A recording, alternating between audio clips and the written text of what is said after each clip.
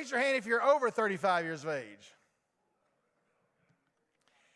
Those of you who are over 35 years of age, you're probably in the category like I am. When I'm trying to reach my daughter, I take my cell phone and I call her up, and nothing happens.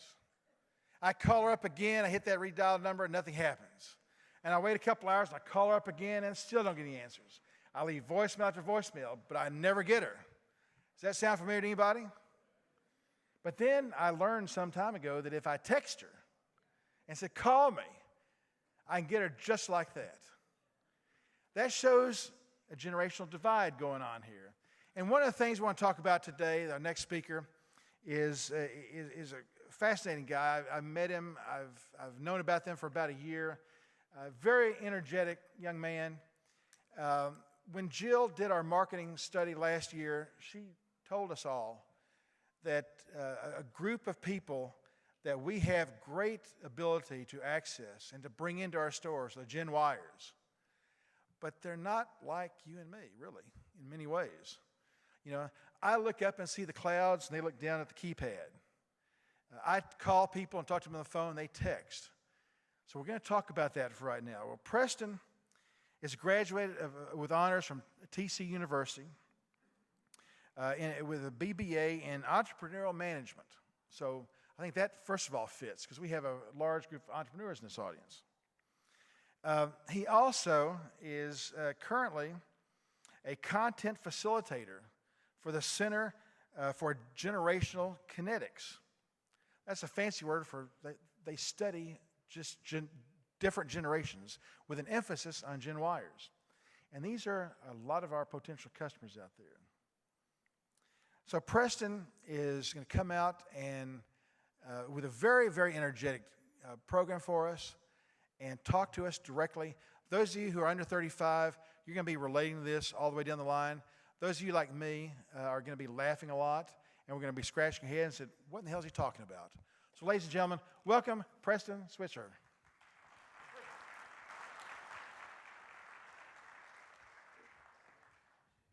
Good morning.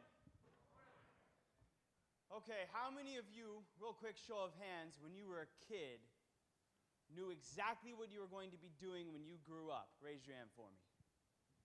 Okay, few. How many of you, when you were a kid, had no clue what you're going to be doing when you grew up? Raise your hand. All right, that's most everybody. Okay, how many of you just decided not to grow up? How many of you are sitting next to somebody like that? All right, let's do an honesty check. How many of you are married to somebody like that? All right, now let's be brutal. How many of you used to be? We got some honest. So right here, this front table. Like, yes, okay. So think back to me to when you were growing up. I need you to do me a favor and just think of three things for me. Number one, when you were growing up, what was your very first, most menial job? I don't care if that was detasseling corn, delivering newspapers, sitting on babies. Your very first, most menial job. All right, number two, how old were you when you started that job? And number three, personal favorite, how much did you earn at that job by hour? All right, everybody got that, what the job was, how old you were, how much you earned. Now, we don't have a lot of time. Please just take like 14 seconds. Tell those three things to two other people sitting next to you. It's the only way this is going to work. 14 seconds. Ready? Go. 13, 12, 11, 10.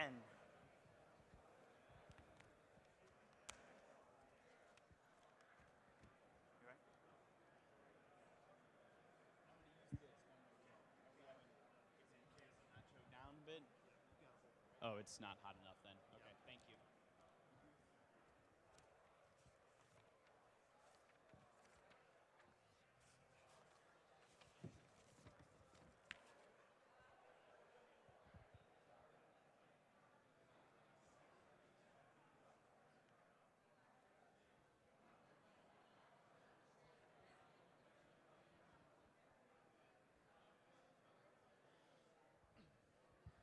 Okay, 3, 2, 1-ish.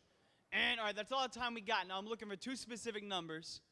Raise your hand for me if at that very first most menial job you were earning, let's say, $5 or less an hour. Let's start there. Okay, now keep your hands up. Don't look at me now. Look around the room. Watch the hands go down. Keep your hand up if you earn $2.50 or less an hour. Okay, $1.25, 75 cents. All the young hands disappear. You could work all day, make less than a latte. Okay, how about 50 cents or less an hour? Anybody beat that? Wow. You willing to share with me what you did, sir? Real quick. You picked up rocks for a man who was building a golf course, 45 cents an hour, and how old were you? 10 years old. All right, that's a healthy start. That's a good, outdoor, robust activity. Yes, sir, what'd you do? Picked up soda bottles, ballpark close to your house. 3 cents a piece, maybe 20 of them at a time. And how old were you? And you took them with a wagon to some place to collect the money. And how old were you? 5 years old. Okay, did you do this by yourself? So at 5 years old, you could go out by yourself and collect bottles for money. You can't do that anymore, can you? No. All right. Yes, sir, what'd you do?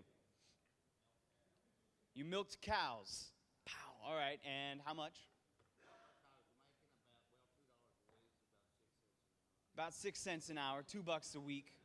Okay, that's not, where was that? Yeah.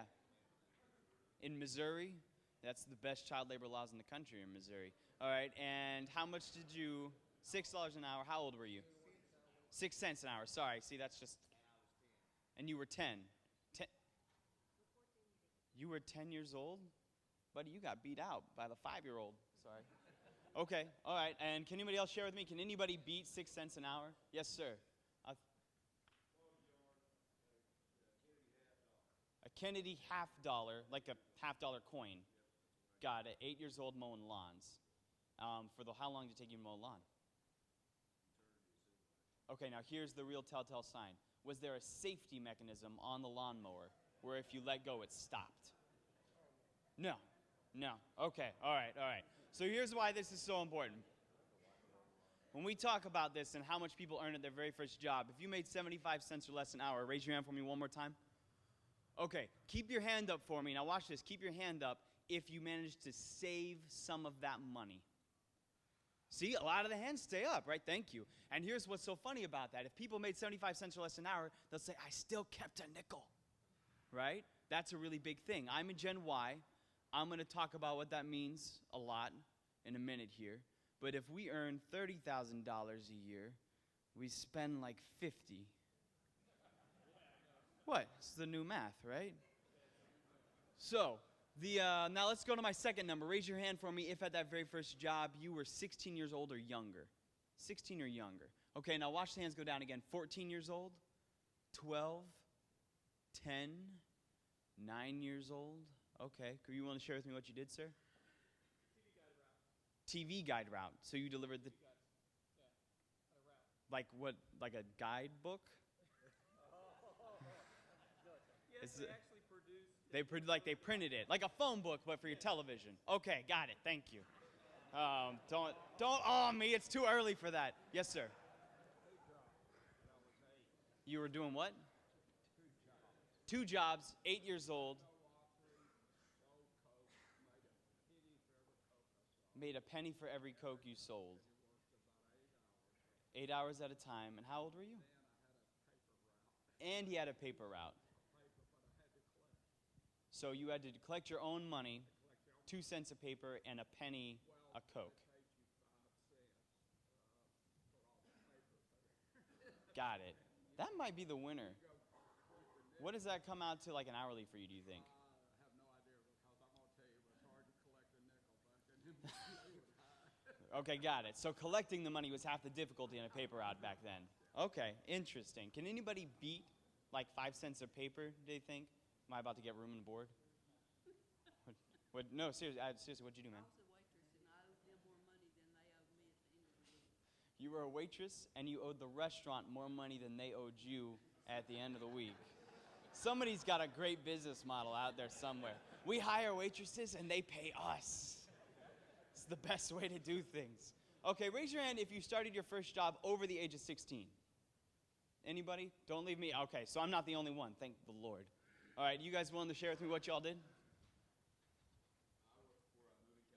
You worked for a moving company. How old were you? 17. Okay, and how much did you earn? $10 an hour. I mean, you're buying everybody lunch today, man. I'm going to warn you now, it's going to come. Can anybody beat that, 16, 17 years or older? Okay, so here's why this is so interesting when we talk about age and when people start their first job. My generation, when we start working for the very first time, we are frequently 3, 4, or even 5 years older than every other generation in the room was when they started work for the very first time. And that changes the way that you look at money, changes the way that you look at employment when you enter the workforce at a different life stage compared to everybody else in the room or everybody that you work with or who's buying from you or you were selling to.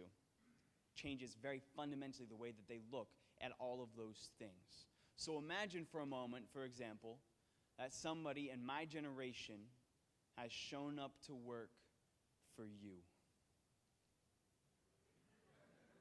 We're excited.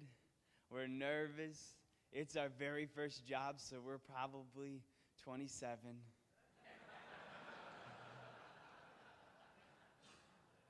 Why is that funny? And we're late. Right? Or how many of you have had a really, really serious conversation with somebody in my generation? It's very, very, very important. We get up, we walk away, and you know we have no clue what you just said. So what do baby boomers do? They get out a pen and they write us a note in cursive. We can't read cursive. So we'll send you a text message and you will never get it. Right? So think back to that very first most menial job. Who would agree that since then you have come a really long way and you've learned a lot of things? Okay, who would agree that my generation, when we show up to work, has a lot to learn? Now, I'm not saying that to be funny or to be biased. I'm saying that is just the life stage that we are at right now. That is just part of who we are. So what I want you to do right now, we don't have a lot of time. This is the last time we're going to do this, I swear, is think of one piece of advice, one sentence that you would give somebody of my generation when we show up to work for you. Just one sentence, because that's all we can handle at a time. Right? Think of that for me.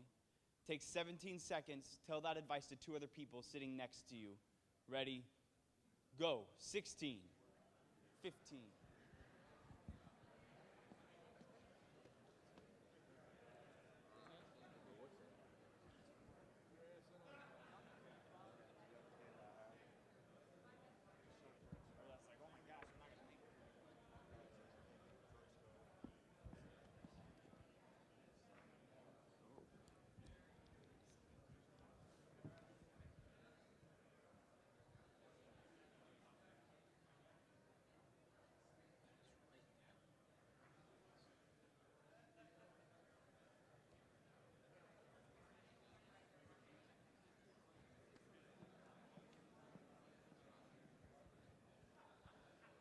We'll say 3, 2, 1-ish, a half.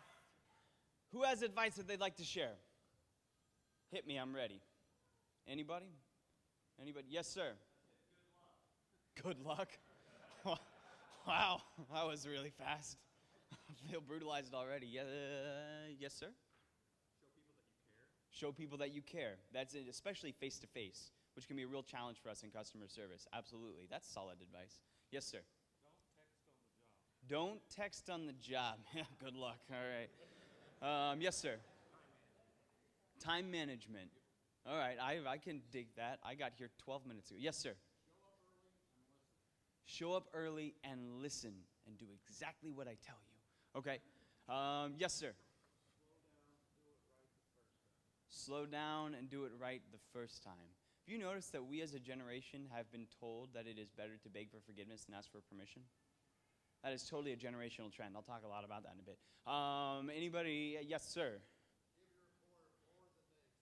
Give your employer more than they expect. Are they going to pay me more than I expect? I know, that was brutal. I'm sorry. I feel bad for myself now. That was actually really, I'm sorry. Yes, sir. You have to earn it. Absolutely. You like responding to what I... Yes, ma'am. Accountability. Be accountable for your actions. All right, take ownership, and I feel like that's a big one for us. Anybody else have advice? You guys are really nice and give good advice. Yes, sir.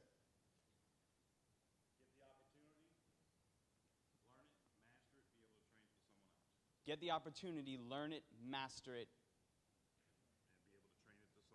And be able to train it on somebody else. Okay, I dig that. The continuation. We're not good at succession planning, though. Anybody else have advice? Love your customers. Is that what I heard? I'm half deaf in this ear, so someone's like, huh? Okay, got it. I like that. You guys do give swell advice. Normally, like one of my favorite advice, somebody will always look at me and go, quit acting entitled. That's one I get at 8:30 in the morning a lot. Or my personal favorite, when I was in, I don't even remember, 3 weeks ago, a gentleman, we were going around the room, stands up like completely unprompted, haven't even gotten close to him. He's the oldest guy in the room, he's 80 years old, looks right at me and says, I'd be more inclined to listen to you if you pulled up your pants. So this is my new uniform, henceforth. I was like, got it, I'm on it. So here's why I bring this up and it's so important. Let me retreat. Everybody dresses, learns, buys, sells, is motivated, leads, wants to be motivated, kind of based on their own personal life experiences. And your generation is an incredibly powerful indicator of what those life experiences entailed. So when we show up to work for people, they don't always see a 22-year-old kid who's never really had a job before. Other generations see themselves when they were 22, which meant that they had 2 jobs, a spouse, 3 kids, a house already, and their own car which they could drive. Right? Now, to be fair, though, the flip side of that is when we show up to work, we don't necessarily see somebody with 20, 30, 40 years of experience. Instead, we see our parents who may or may not need help restarting a computer. Right? That is the kind of separation in perspective that we're talking about. And that can be a huge, huge challenge for people. And it's a challenge because for the first time ever in the United States, we have 4 generations working side by side. We have never had that before. It wasn't supposed to happen. But the result is that we deal with new challenges and diversity that we've never really been faced with before. And it also means we have a whole nother beast of kind of a customer demographic or segment that is very different from the people who manage and own the businesses that are selling to them.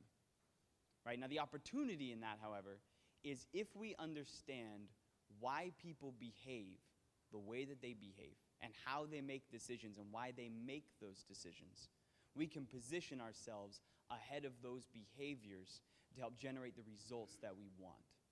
So I work for the Center for Generational Kinetics. All we do is study generations. We look at what makes one age cohort different from another. Then we look at how that impacts behavior both in the workplace and in the marketplace.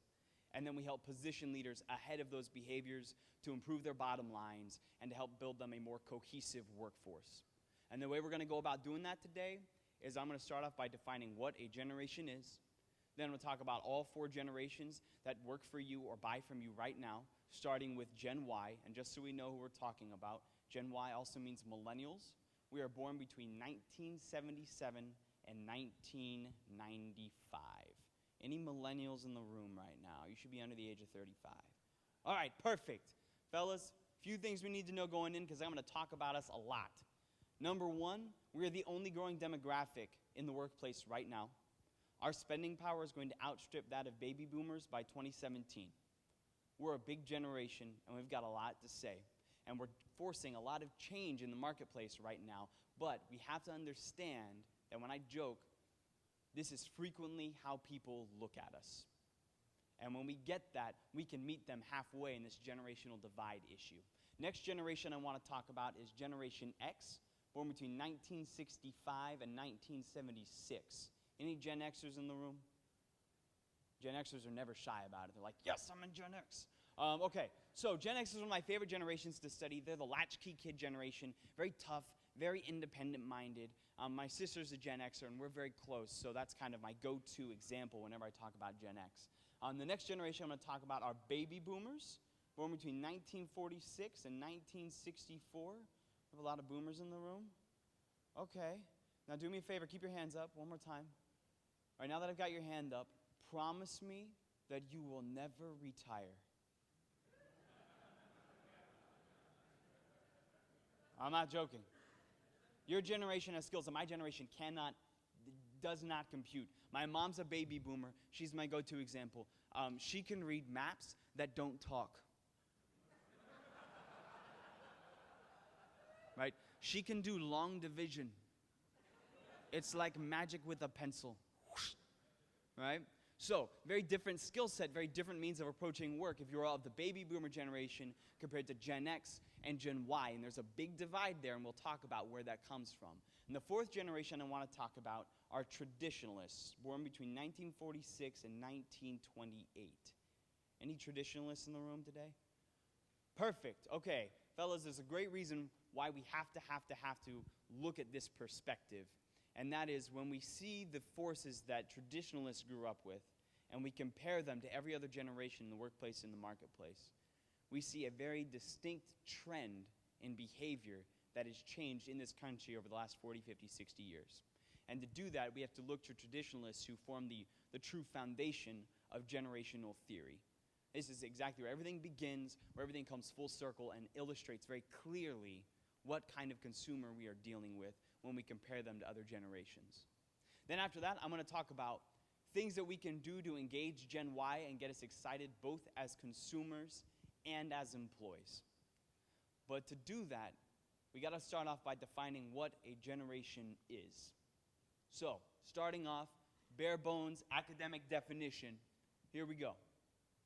A generation is a segment of a geographically linked population that experience many of the same social and cultural events at roughly the same time of their maturation. Again, but in English, group of people born about the same time, same place, experience a lot of the same stuff. That's it. No big surprises there, right? It's the exact same everywhere you go. The thing that I want to focus on today, though, is the stuff. This is the things that make one generation different from another. A great example would be, anybody ever work at a time, raise your hand for me, when computers took punch cards? Okay, I have no clue what that means. Or what about like a ditto machine or a mimeograph? All right, do you remember how those would work? I've seen one. They're great. You crank them, and what'd you do as soon as they're finished?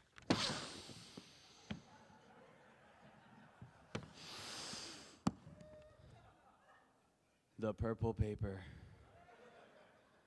Why do we smell the paper? Anybody? Look at all the young people going, why is he smelling the paper? Email don't smell, right?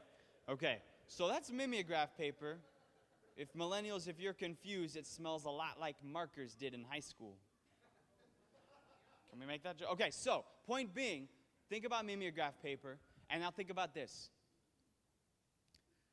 My best friend from college just had his first baby girl. She's about 18 months old now. She can already take his iPad, unlock it, go to YouTube, and watch her favorite videos over and over and over again.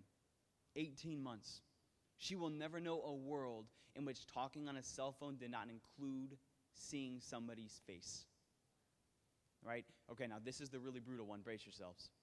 This kid will never know what friendship is or even what parenting looks like in a world without Facebook or text messaging. Those things will always have been a part of friendship for them for as long as they can remember. That's a really different world to grow up in compared to transferring information via mimeograph paper. It changes the way that you prefer to communicate, changes the way that you prefer to send and receive messages and information, and that is what makes that a generational trend in technology. So the second trend I want to talk about are parenting trends, because nothing changes the way you behave more than the people who raised you. And to do that, I want to dive on in and talk about Generation Y, my generation. So real quick, raise your hand for me if you have ever heard the idea that Gen Y can act entitled. The dry chuckle runs through the room. Okay. No, let's talk about this. This is very important. You see, to understand entitlement amongst Gen Y, we have to talk about parenting trends. And we have to understand that Gen Y's parents are baby boomers who have a parenting philosophy which has absolutely come back to haunt them. Right? And the best way we can talk about this is I'm going to do a demonstration. I'm going to demonstrate baby boomers on their 18th birthday, and then I'm going to demonstrate Gen Y on our 18th birthday. And at the end of this demonstration, this whole thing will make complete and total sense when we talk about entitlement, right? So, baby boomer demonstration. Take one. Baby boomers, it's your 18th birthday. Your mom and your dad, they meet you at the door because they're married.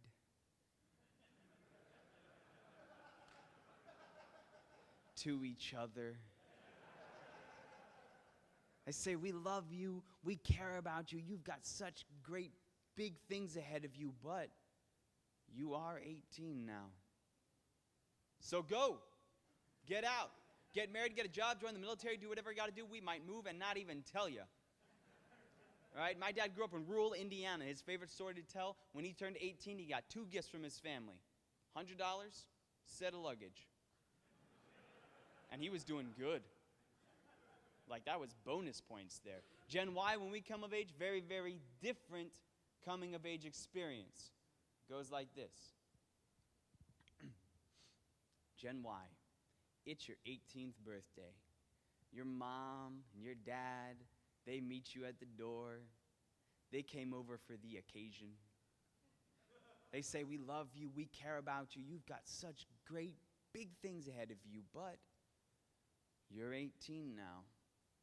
So as long as you're in college, we'll help you out. All right. So we go to college for 6 years. We get an associate's degree. It's something really useful too, like parapsychology. Right, and catch this, here's the clincher. Where did, seriously, over 80% of us go when we graduated from college last year? Home, yes. And our parents took us back. Right, Gen Y acts entitled because we have been saved by our parents. Very different than baby boomers who grew up in a world where they had to learn to be tough and independent. Gen Y has been told that we are unique and special. Right? Now the real question is, how unique and special is Generation Y? Great example. Anybody ever like run cross country or do long distance track or anything like that when they were in high school? Any chance? Okay, yeah, a few nods. So, I was a varsity athlete all 4 years when I was in high school. I grew up in Texas. I won a ribbon in every race I ever ran in. Who wants to guess my favoriteest, most placed ribbon? Anybody, bring it on, I'm tough. Participation, tried? Is that what you said? Oh, wow. 45th place. It was not, 45th. They make a 45th place ribbon, y'all. It's red, just like the second place one, right? Very different way of growing up when you have been reinforced in your mind that you are unique and special your entire life, and that is entitlement. Entitlement is the idea that you can have huge expectations for what your life is going to look like, right? That has been given to you by your parents, by family, by your society that has tailored so many things to you. But you do not understand the steps it takes to achieve those expectations. And that influences in very profound ways the way that we prefer to buy, the way that we prefer to be motivated, the way that we conduct ourselves as employees. Right? Second trend that I want to talk about amongst millennials has to do with technology. And whenever we ask people what they think about Gen Y and technology, people say that we are very tech. Anybody? Savvy, yes, precisely. People will say that we are very tech savvy. But what our research has found is that Gen X is actually the tech savvy generation. They're around at a time when the hardware and the software, it's coming together. They actually have to understand how this stuff works. For Gen Y, stuff works when you turn it on. No setup necessary, right? We are not really tech savvy. We don't know how it works. We just know that we need it, right? So we're not tech savvy. We are instead tech dependent. So how tech dependent is Generation Y? I've got a theory. Bear with me now. My theory is that your age is directly proportional to the distance you keep your cell phone from your bed when you sleep at night. Think about it. So my parents are baby boomers. They keep their cell phones in the kitchen, right where their landline used to be. Okay, see where I'm going? Gen X, my sister's in Gen X, she keeps her cell phone on a dresser across the room from her so that it does not wake her up when she sleeps at night. Which, of course, begs the question for me, what wakes you up in the morning? And she actually owns an alarm clock, like a device built for that explicit purpose, right? In the same way that some people actually own wristwatches. Am I doing it on time? Perfect. Okay, so. What? Is that bad? My mom texted me. So, I'm a Generation Y. I sleep with mine right here. That's not uncommon. Anybody else? Please don't leave me hanging. I need some validation. Thank you. Okay. So, no, that's exactly where it lives. It lives right there. Now, here's the real teller. Let's see who's honest. Straight face. Raise your hand if you've ever sleep texted before. Thanks for leaving me hanging, guys. I appreciate it. No, that's true. This is a new thing where people have started to text in their sleep. And let me tell you, that is tech dependence. All right, anybody here ever play, how about this? Trick question. How many of you have gone fishing as a kid when you were growing up? That was like a fun, regular activity for you was to go fishing. Okay, thank you. How long does it take to catch a fish? You don't know. You might never catch it. It could be too long. It could be tomorrow. It could be yesterday. You never know, right? Okay, how many of you played a fishing video game growing up? How long does it take to catch a fish?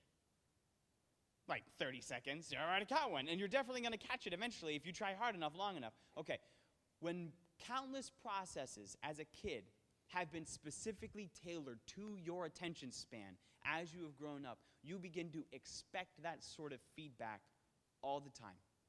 Not just in terms of, in terms of entertainment and what we do for fun, but in terms of how we treat our employers, and how we treat feedback on the job, in terms of what kind of relationship we want with the businesses that we believe in.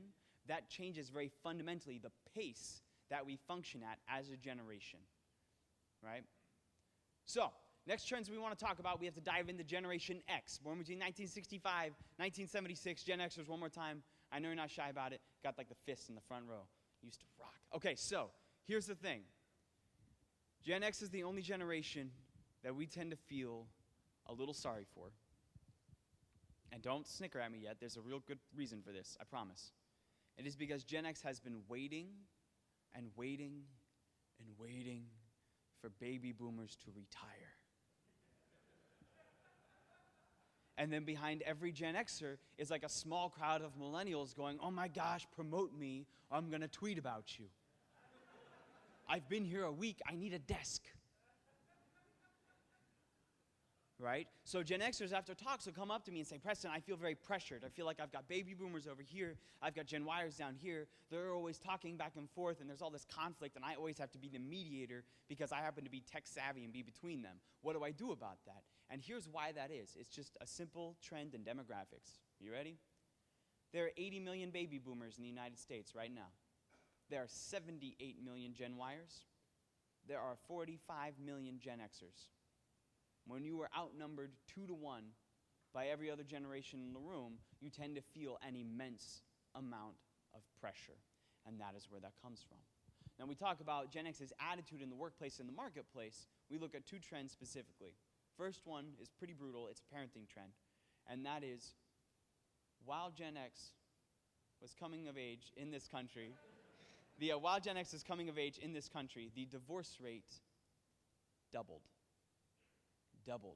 That's really huge. And the fascinating backlash that has come off of that is as Gen X has hit their 5, 10, 15-year anniversary marks, their divorce rates have sunk back down to pre-70s levels.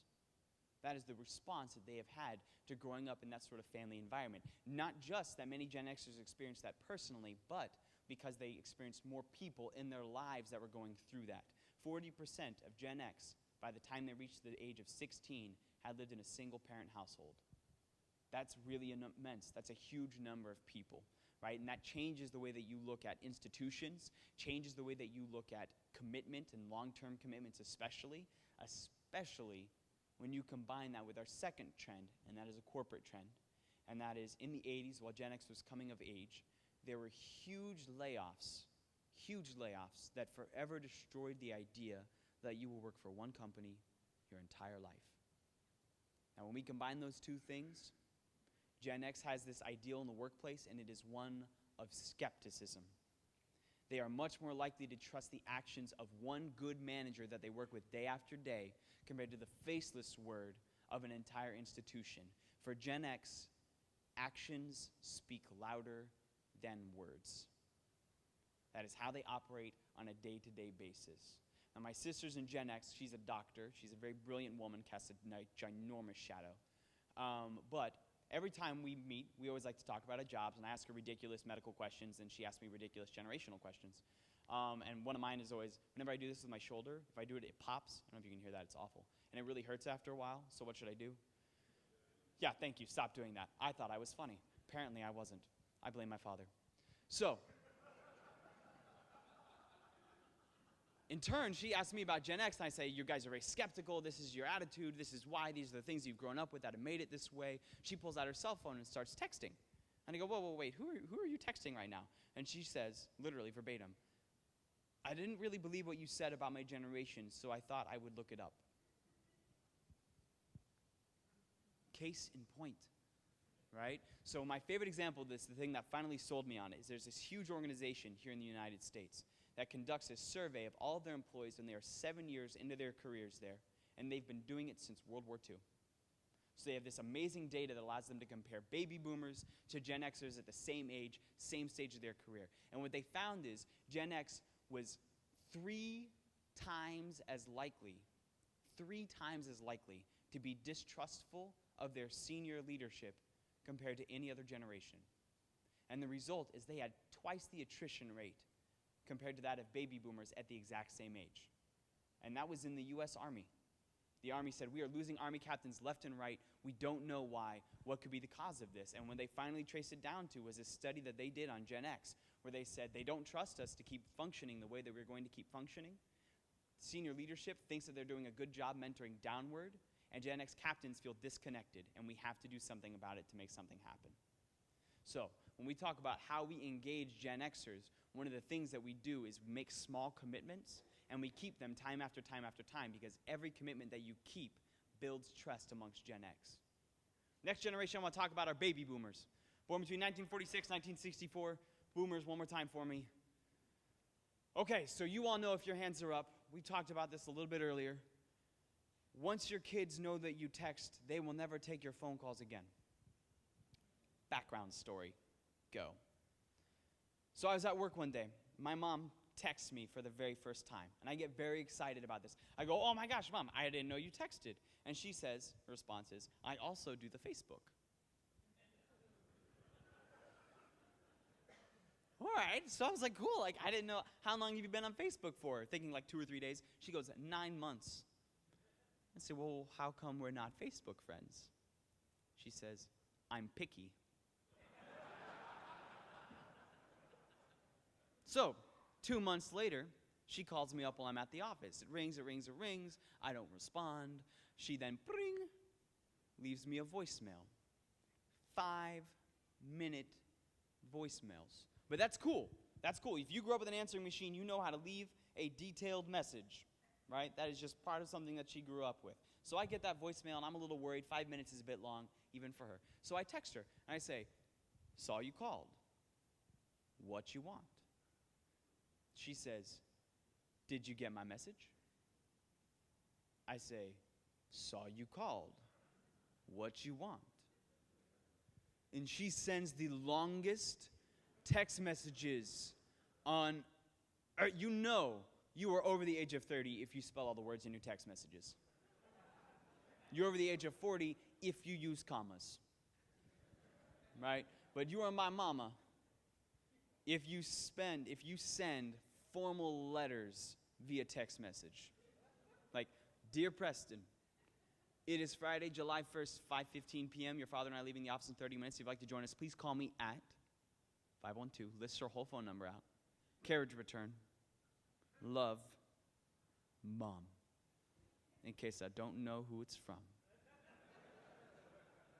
But she was taught to be thorough that way. That is just a generational difference in background. But she and my father both actually are like the Clint Eastwoods of the cell phone. They got it on the holster, right on their belt. You know what I'm talking about? All right. I don't judge that at all. I was just very curious because that's very much a baby boomer phenomenon. You talk about how do you prefer to carry your cell phone. Baby boomers really dig the holster look.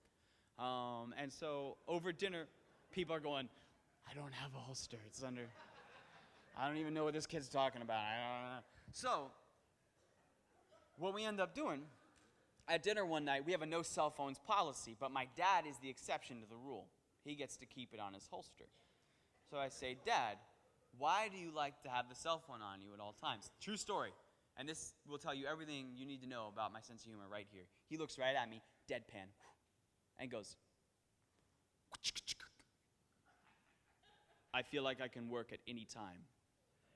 That's what he liked about it. He liked having that access. Anytime he wanted, he could pull it up, look at his numbers, see exactly where he stands, look at his email. He really digs that. And for me, that was a really profound indicator of the baby boomer workaholic mentality. You know? But baby boomers came of age in an economy where there were way more people than there were jobs. They were raised by a generation that had just undergone World War II and the Great Depression, who said, you need success and you need stability. And the way that you get that is by outworking the competition, which they do to this day in hours worked per week. Right? If you ask every generation, what are the top 3 things that define your generation, that make it unique in the workplace right now? Gen X, or baby boomers, number 1, resoundingly will say work ethic. Gen X will say work ethic is number 3. Gen Y will say work ethic is, it's not on the list. It isn't. It's not on the list, right? That's a very different way of looking at work-life balance. Baby boomers show up early. They stay late. They come in on the weekends. They do whatever they got to do, and it freaks us out. And then we say, can I please have $10? Very different way of looking at the world. So I want to kind of wrap this up and illustrate this transition we've made by talking about traditionalists. Between 1946 and 1928, I know we had like a handful in the middle, somebody up here, I think, a few traditionalists in the room. The 2 trends that we talk about amongst traditionalists, the first is an economic trend, and that is that is growing up with the Great Depression.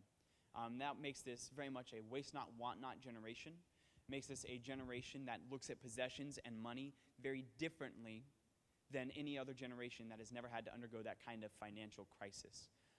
When I was growing up, every Sunday, my kid brother and I would eat lunch with my grandparents. And we're over there one day, we're eating lunch, and I spill a glass of milk. Now, my grandmother keeps an immaculate house, just an immaculate house. She has this gorgeous vinyl tablecloth. You know what I'm talking about, the waterproof ones? This is important for my story. Waterproof vinyl tablecloth. So I spill this glass of milk, and my kid brother jumps up, trying to show me up, because that's the kind of guy he is, grabs a paper towel to help clean it up, and they stop him. Kid you not, stop him. Grandma clears the table, takes that tablecloth, folds it in half, pours it back into the glass. There you go. There you go. If we ask every generation, are you willing to keep your vehicle past its service date to save money right now? 18% of traditionalists will do this. 38% of Gen Yers will do it. And that is because we'd rather have the cash now than have to worry about the asset in the long term. That is just very much a generational approach to how money works. Second trend that we talk about amongst traditionalists is World War II. In 1946, while traditionalists were coming of age in this country, listen to this is shocking, 24% of the men in this country were veterans. 24%. Today, only 2% of the population has served. And that is a very direct relationship. As every generation has gone on, we see that sort of shrinkage. And I feel that is why we see amongst traditionalists this sort of straightforward pragmatism, this idea, most significantly, that you want to be part of something that is bigger than yourself. Right? You want your company to be something that is bigger than yourself. You want all of these things to be bigger than you are. That is very, very different than being told that you are unique and special.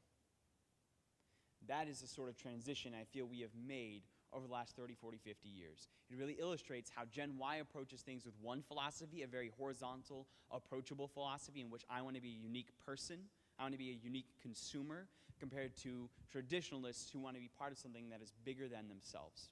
And those two things, when we combine them, when we look at that unique and specialness, influence the way that we buy and influence the way that we want to be managed. So I'm going to dive right on in now, and I want to talk about ways that we engage different generations, or specifically Gen Y, to get them excited to buy something or to get us excited to come into work. When I first started speaking, I had a talk in South Dakota. Anybody from South Dakota? Perfect, I can tell this story. So, in South Dakota, traveling through, I'm on the cell phone with my dad, because I don't believe in texting and driving. And I come around this mountain, literally, and I look up, and the words just fly out of my mouth. I go, whoa! There are faces on that mountain. He says, yeah, that's Mount Rushmore. I said, really? In South Dakota? And he goes, well, yeah. And I go, has it always been there? And he says, yes, it's historic. You should go see it. So I turn around, I drive back to the mountain, I'm looking up at it, and this kid comes up to me, and he looks to be maybe 2 or 3 years younger than I look right now, so probably 12 or 13. Thanks for laughing at the cheap joke, fellas. It makes me feel so, so he comes up to me, though, and he says exactly what I'm thinking. He goes, hey, do you know who those people are? My disclaimer is I grew up in Texas, and you only need one history class to graduate from high school in Texas. It is Texas history. We call it U.S. history. So I say, well, yeah, I mean, come on, man. That's Lincoln, and that's Washington, and that's Churchill. 3 for 4, I'm doing good. So I call my dad back. I say, Dad, tell me about the people on the mountain. And he actually grew up at a time, catch this, where he and 11 brothers and sisters piled into the same station wagon with a book to read to each other out of instead of a TV, and drove to the mountain to look at it, right? So he starts telling me stories about going to look at it and everything he knows about the mountain and the presidents. And then this kid comes back up to me. He's pulled out his cell phone. He has already pulled up slideshows of the mountain as it's being built. Already. So I'm getting like an audio tour here, a visual tour here, looking up at the mountain. And what's fascinating about that is two very different people, two very different generations, both excited about the same thing at the exact same time. Both who choose to express that enthusiasm in two very different ways. Right? So what we find is when people get excited about things, they engage those things differently depending on what generation they are from. And the exact same thing is true when we look at how Gen Y engages businesses specifically. So the 3 things that are influencing us right now the most, you need to remember or recall, which I think creates a huge opportunity for your industry. Number 1, we are really financially crunched right now, man. We have more student loans than anybody. We borrow more money than anybody else. We have horrendous credit card issues as a generation, and we don't know what to do with them, right? Number 2, we are distrustful of traditional sources of additional finance.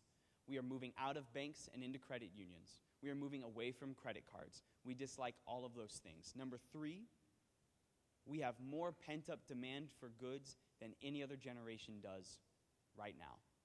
We are the most likely generation statistically to splurge on ourselves than any other generation is. We invest more in luxury goods than any other generation does right now. And when you combine those 3 things, there is a huge vacuum of demand that nobody is filling right now. And the more that I've looked at it and the more that I've thought about it, the more I've really begun to think that this is the industry that can fill that in better than anybody else. So the 2 strategies that I want you to bear in mind when we're trying to engage millennials for the first time or get us hooked revolve around 2 things. First one is web presence. By far is web presence. And I know everybody has heard that, but there are specific things about that we have to bear in mind. Number 1, when I look you up on the internet, whatever experience I have with you online is the exact experience I expect to have with you if I were to look you up in person or go to your actual location. So if your website is cluttered or looks antiquated or if it's difficult to find, I expect all of those things to be present at your location. If I can't find it online, I don't think it's out there in person. If it's difficult to navigate, I don't think it's out there. Those things are very, very real for us, and it's a very big challenge to translate one experience to the next. So what we find is, for older generations, websites and email are all productivity tools. They encountered them for the first time in the workplace. For Gen Y, these are lifestyle tools. If you can match those tools to our lifestyle, then we get excited and want to engage you. So when we go to a website, we want something super clean, super simple, bright yet professional, but something that doesn't take itself too seriously. I want it to be very casual and upfront. And that is important in two regards. Number one is access to information. Not only does your website tell me whether or not I want to visit your location, but more importantly, I want to decide what it is I'm going to purchase long before I arrive. Long before I arrive. When I show up, it's because I want to affirm a decision that I've already made and then go through the process and get it done and go. So any information I could possibly need to make a purchasing decision, I have to have it online. And most importantly, I have to have it for free. If I have to give you information to get information, I shut down and I walk away. If I have to call somebody to get additional information, I shut down and walk away. When we talk about Gen Y's preferences in communication, phone calls feel like an invasion of privacy. Legitimately. Not just in terms of receiving a phone call, but in terms of giving one. I don't want to have to interrupt you by calling you at any given time to get information. I want to make that decision long before I arrive. So the next thing is we want to be very upfront about whatever it is that I want to purchase from you. How much does it cost? Why does it cost that much? Where does that money go? All of those things, if you're upfront and casual about them, feel very welcoming to us. If I have to go through fine print, or that's really important, say, hey, this is how this works. If you want to see the fine print, there it is. That sort of casualness is incredibly appealing to us. If you use a lot of lingo, or it's very technical, or there are lots of big numbers, we shut down and get nervous and walk away. It's a very different way of looking at things. The second big trend that we talk about when you're trying to engage millennials, if that is what gets us hooked and gets us in the door, this is what gets us excited to buy, is that we are lifestyle purchasers. We want to buy things that will enhance our lifestyle and what we feel that should look like. And this ties in to something really important, and that is we make big purchasing decisions around big life moments, specifically firsts. My first dorm room, my first apartment, my first kid, my first marriage, all of those things are when I'm going to make a big purchasing choice and when I'm going to want to find something to latch onto. So if you want college graduates to buy from you, when we go to your website, show pictures of college graduates with the things that have enhanced their lifestyle, that have given us a college graduate lifestyle. When I first graduated from college, got my first job, the first thing I said was, I should have an Xbox. I'm a young professional. Nobody's going to come hang out with me if I don't have an Xbox. I didn't know until I showed up someplace that also meant I needed a new TV, an entertainment center. I wanted adult possessions. I couldn't afford them all. I could only afford one thing at a time. And there was a solution there that could have gotten me all of those things if somebody had presented that lifestyle, said, you're a young professional, we can provide that exact lifestyle, this is what it looks like. And we can be very excited about that and engage that. Second thing that we do in terms of engaging us in terms of lifestyle, and this is almost a marketing mantra right here, we want your experience to be as unique and special as you are. There are a lot of people moving into dormitories right now. It's their first place on their own. But you have a unique and special demand. I can tell you exactly how we can fulfill that, how we can customize our solutions to help you both financially and in terms of the products that you select. That, to me, is very meaningful and very, very engaging. So, we talk about web presence and we talk about lifestyle purchasing. Those are the things that get Gen Y excited and encourages them to buy. I want to talk very, very briefly about one thing that we can do to help encourage Gen Y employees. And this is kind of a mantra when you're engaging a young millennial employee. Baby boomers and older generations, when they operate a business, they want it to be something bigger than they are. They want it to be a machine that operates flawlessly all on its own. For Gen Y, we don't want to be part of a machine. We want to be something that is unique and special. We want to be an individual. And because of what we expect out of feedback, we tend to feel, very legitimately, that silence from a manager is tantamount to disapproval. Silence feels like disapproval. The way that we get around that is with what we call quick hit feedback. And people always look at this and go, oh my gosh, this means we have to baby these kids and hand feed them all this stuff. Not true. No generation wants more of your time at any given time. Every generation wants to make better use of your time. Better means something different depending on what generation you're from. And this is all quick hit feedback looks like for us. Hey Preston, let's have a 2-minute conversation every Thursday about what you're doing and how we feel like you can do better. Done. Every Thursday, it's regular. We sit down for a short predetermined amount of time, 2 minutes, and I give you honest feedback about your life. We know the difference between feedback our parents give us and feedback that will improve performance. That is why that honesty is so crucial. Very different than getting an annual review or a biannual review. For Gen Y, we call those exit interviews. Right? Last thing that you can do if you want us to get us excited, right when we show up, this is my final thing. When we walk in the door for your office or your building or your store, right when we walk in the door, stop us right there. In your hand, you'll have a box this big. In that box, you can have 20 pre-printed business cards with our name already on it. You can print those out on your computer, punch them out. The cards is not what important. The important thing is the gesture you make when you give it. When you can say, welcome to the team.